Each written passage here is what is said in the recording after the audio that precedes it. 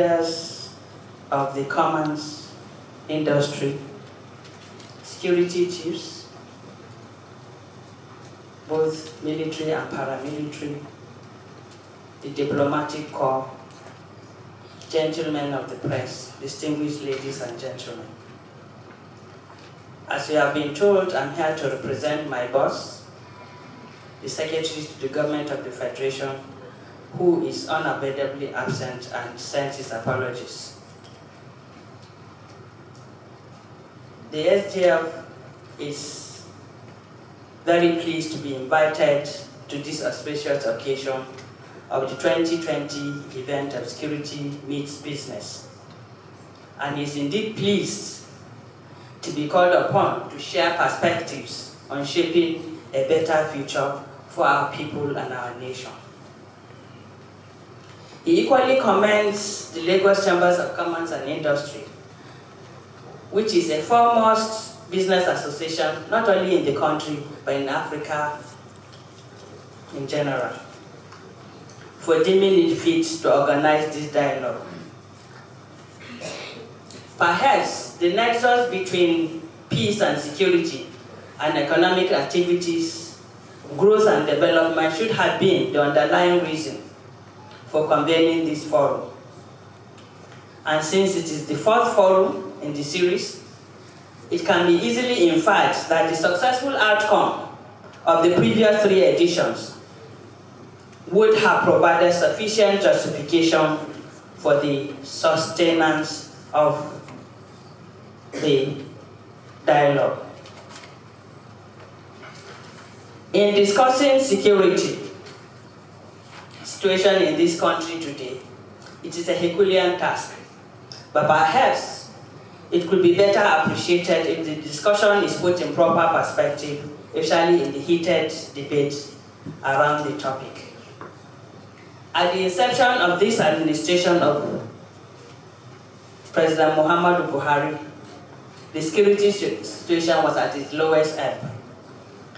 We had farmers, and we're still having farmers and herders clashes, communal clashes, militancy, child trafficking, armed robbery, Boko Haram insurgency, armed banditry, amongst many others. The Boko Haram group took control of several local governments in the northeast, particularly in Borno State.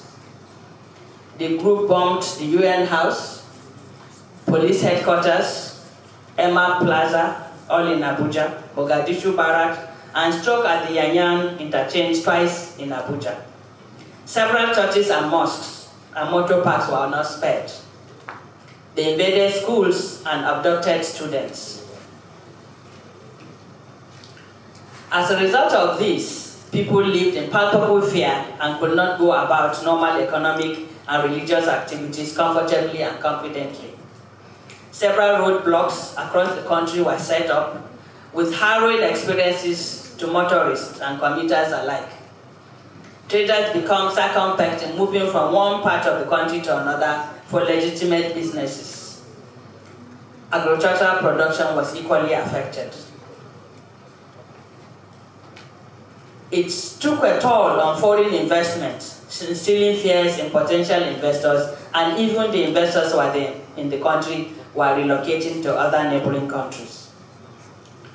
Private business concerns were affected. Shopping malls, construction work on roads, mass housing sites were all not spared. What has this administration done? Since the inception of this administration, it has put in place serious security measures.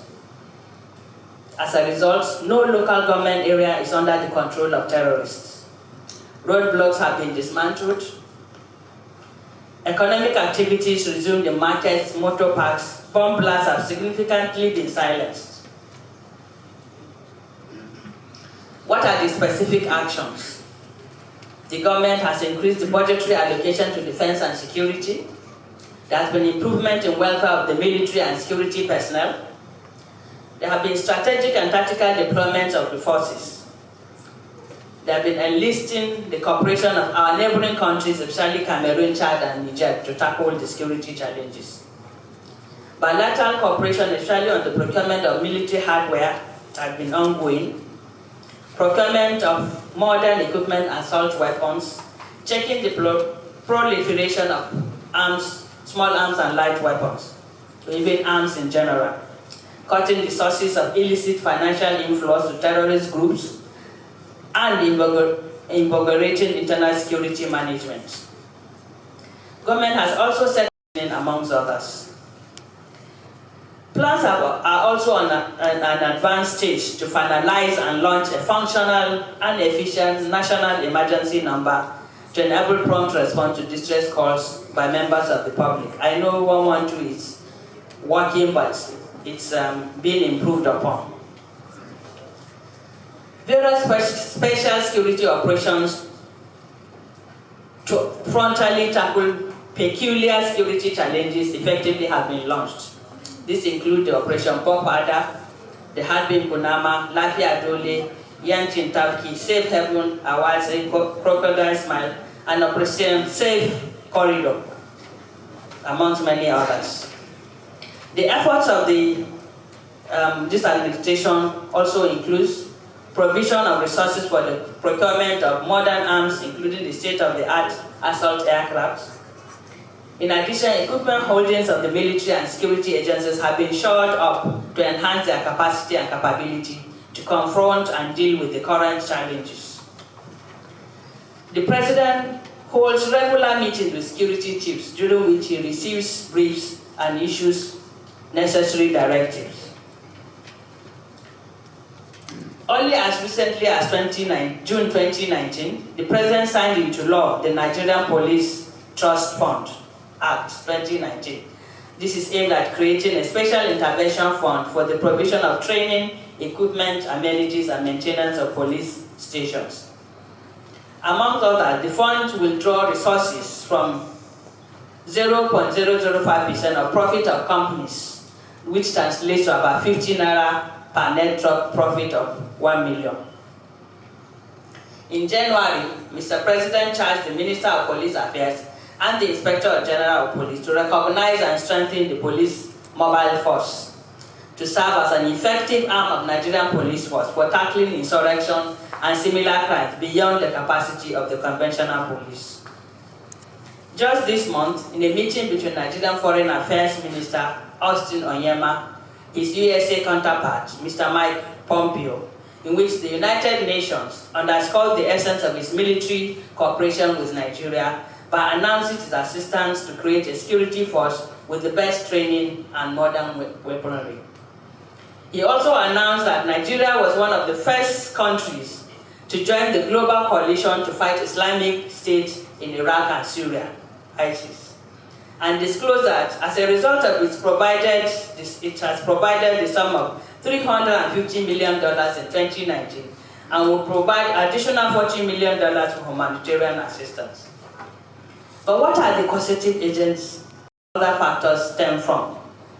The Boko Haram. Since the very serious crackdowns on the Boko Haram terrorists, several thousands of the fighters killed and some of their enclaves destroyed. But it is not curious that since the spate of killings of the terrorists and destruction of their enclaves, they keep striking. Certainly there is a stream or reservoir that is bolstering their ranks. This is evident in the number of suicide missions conducted particularly by teenagers. They are recruited from our families and our societies. They also conscript the innocent when they forcibly adopt unwilling person and through radicalization. What is the individual responsibility? As we speak, where is your nephew? Where is your niece? Where are your children? Where are your dependents? Where are your brothers and sisters, relatives and neighbors? Big question.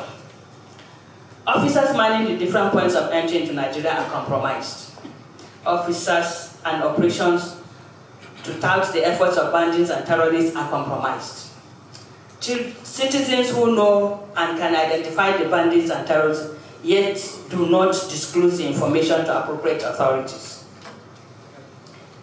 These acts are perpetuated by those whose moral upbringing is suspect. I'm talking about the arms, equipment, and logistics supplies to the bandits and terror groups.